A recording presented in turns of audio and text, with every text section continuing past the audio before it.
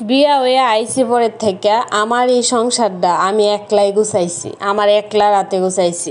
আয়া তো কি পরিমাণ এলোমেলু যা আসিন, মানে কি পরিমাণ এলোমেলু যা আসিন, এটা তো আমার আগের ব্লগ যারা দেখে শুরুর থেকে তারা তো জানি।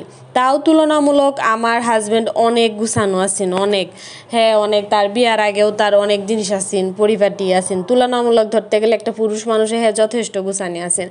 এরপরেও মানে দুইজন একলা একটা পুরুষ মানুষ থাকুন আর দুইজনে একসাথে একটা সংসার করা, মানে হিউজ হিউজ ডিফারেন্স আছে এনো।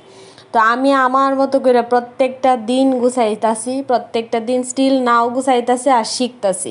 কারণ মার সংসারে যখন আসছিলাম সব কিছু গুছানি আসিন, আমার দায়িত্ব আছেন খালি সব কিছু পরিপাটি করে রাখুন।